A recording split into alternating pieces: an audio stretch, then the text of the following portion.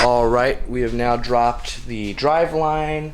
Everything attached to the tranny except for the front cross member here has been disconnected. The CV axle's disconnected. The drive line's actually been disconnected from the differential, so now it's just dangling over there in yonder.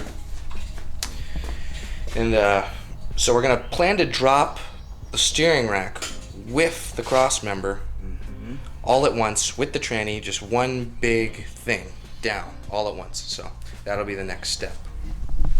Big bolts up here. Well, I'm showing off this beautiful STI steering column that I will be using.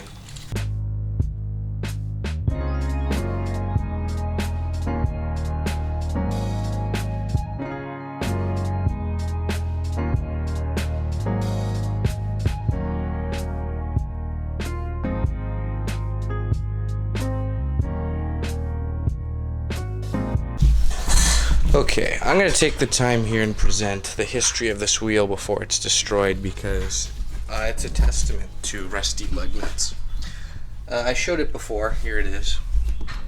It was extremely rusty, and we've tried everything from extractors to drilling to burning, pretty much everything under the sun in terms of destruction except an actual saw. So we're now going to try sawing the spokes off this wheel, because this sucker's not coming out. I mean, it's look, it's all splayed out and everything. It's gone. It's totally gone. And this is terrible too. This is holding up the entire rear subframe job by this wheel not coming off, because the other side we've got the hub off, the brakes off, everything. So wheel's got to come next. There's Gary. He's still living on the snail, in case anybody's wondering. Just vibing out, man.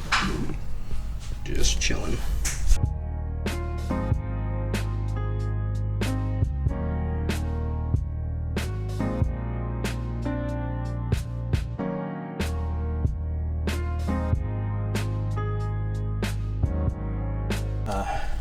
Oh no, you can't. Pull this nut. Oh yeah, pull the nut, and then the rotor is bolted to the rotor, but it should come off together with the rotor. Yeah. Okay. What, the lug nut's still attached? Oh. Yeah, yeah. Okay. This and the rotor should come off together. Well, thanks to 2.5 Dad S here, we got the wheel off just with grinding it away. Yeah. Thank you, Dad. So you have to have a plan for what you're gonna do on the rest of this stuff. Well, now you can get these guys out. Yeah. So you don't have to do the strut on this guy. Okay. That leaves the trailing arms, the parking brake. This will come out when you pull the banjo fitting off that. Yeah. I think the parking brake and the front end of this are the things that have me most concerned. That's about it. I'm gonna take a short break here. I want to show this off. This strut tower bolt, and this is just the top one. I haven't even done the bottom one yet. God, that was a pain in the ass. I didn't show it on camera, but this motherfucker was so goddamn seized on. I literally coated the whole thing in PB Blaster, let it sit for a day, came up to it just now, shot another coat of PB Blaster onto it. Impact did absolutely nothing. Yeah, I know it's a 3/8. Maybe a half would have made a bigger difference, but impact made absolutely no difference, did absolutely nothing. I didn't even put the combination on the other side yet because I was just trying to brake. Like, the nut wouldn't even move at all. It wouldn't crank over anything. Had to get my ghetto style breaker bar, put on a 1/2" drive, impact grade socket. By the way, the nut is still so hot from how much freaking friction I just put it through. Then literally put all of my body weight, I'm like 200 pounds, onto this with extensions, and it started cracking just now. I was seriously about to bust out the cutting wheel. Same with this wheel here. Bust out the cutting wheel and just cut the head of the bolt off. But fuck, I actually broke it off. So now I need to do the bottom one. And like that, the dreaded seized lug nut side of the wheel is out. The entire hub area separated from the strut. Those shitty rusted bolts. This whole side was just terrible in general. Now it's just 4 subframe bolts. Alright, so here's an update. We're renaming the car Bullshit for now because been a non-ending battle of bullshit. We decided to take out this forward rear subframe, and to do so, that bolt right there has to come out. We already did it on the other side. The other side's actually out already.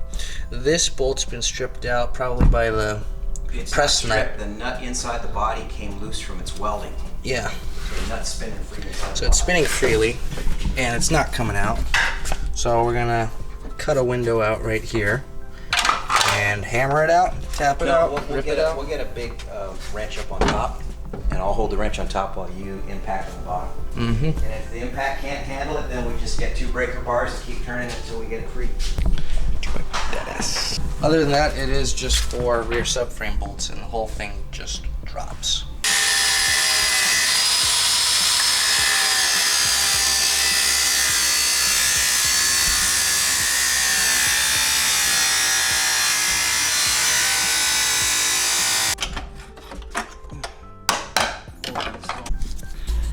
There it is.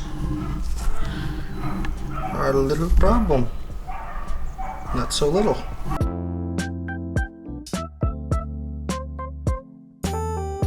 And just like that, the second biggest point of dread is out. Oh dear. 2.5 dead S here. Lift. Look what I didn't lift. Any studs down there? No. There was a connector I almost broke. So that's it. The rear subframe is out. Just watching the Awesome. giving some visual support as 2.5 dad S just lifts the rear end. Still got the wheel attached. Got to get that off. And the end link I had to cut because both sides of the end link were stripped. So got to cut those off. But there it is. That's it.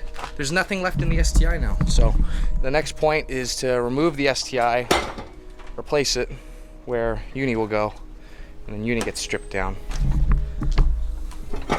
All right, let me help him.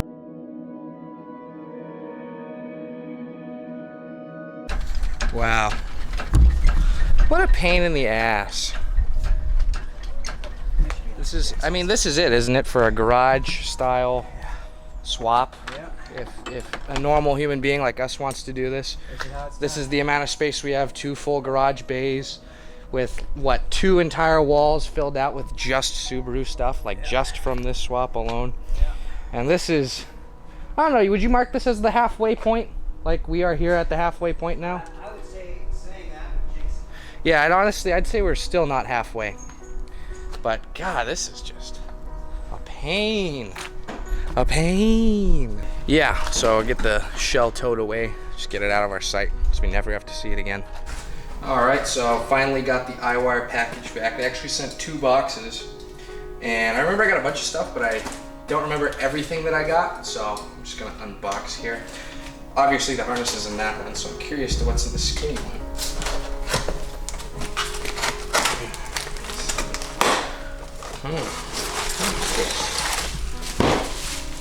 Oh, this was the, what do you call it? It's where the cover goes on top of the radiator with the body on top of the grill and all that. Mm-hmm. And it's like they're CNC'd. It says iWire on it and everything. What you get for all that incredible amount of money you spend with them. Huh? Yeah, you know, I gotta pay for it too, because thanks iWire.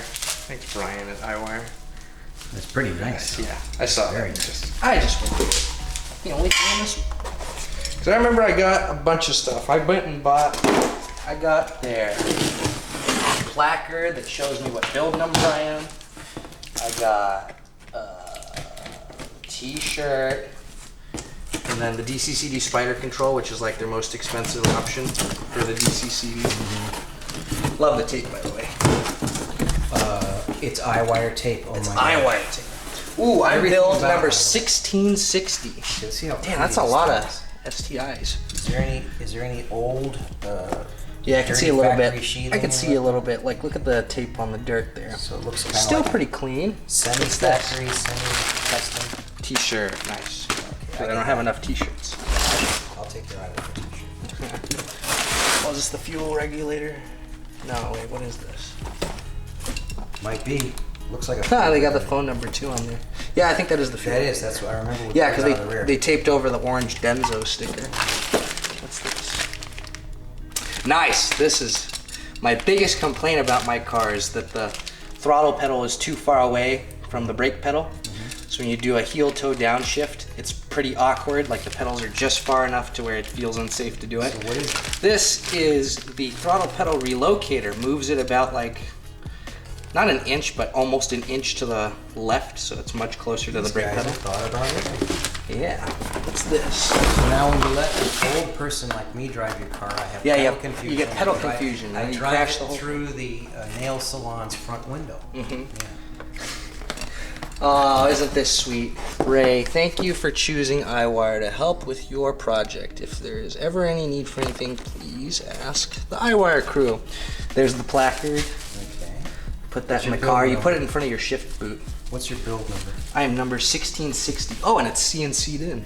Excellent. And I believe this is the spider controller. There's a large gray box with your build number 1660 on it over there. What is that? So this is the part that goes I see behind what it the is. crash beam, you know? Yeah. The crash beam you had to pull out. Basically a bus. Yeah. A bus guide or something. Exactly. It's all the plugs are actually withholding judgment. There is a little bit of dirt in them, and the tape is a little bit dirty. Well, most of the harness is But that's saying pretty cleaned they up. reused all of your original connectors. Yeah, I think they'd have to. Otherwise, they're paying for new connectors. Here's that main firewall one. Yeah. There should be 3 of them. Right There's by 2. the firewall bus connector. Lift it up. What'd you say it weighs? Like 30 pounds. Okay, not too bad. Ooh, there's more stuff in there. Just keeps going. It's a Subaru spaghetti monster. Okay. Oh, this is the one you recommended I get. This is the grounding kit. Oh, yeah. So to hide all the wires and everything. Subaru is one of those cars that people often complain about weird behavior that ends up being a grounding issue. So. Thanks, Brian. At iWire. I remember John Reynolds when he did the Super Beat Subaru conversion. Because I did all my own wiring except for this part where I had to send it out to a place ironically called iWire. Yeah. There you go. What?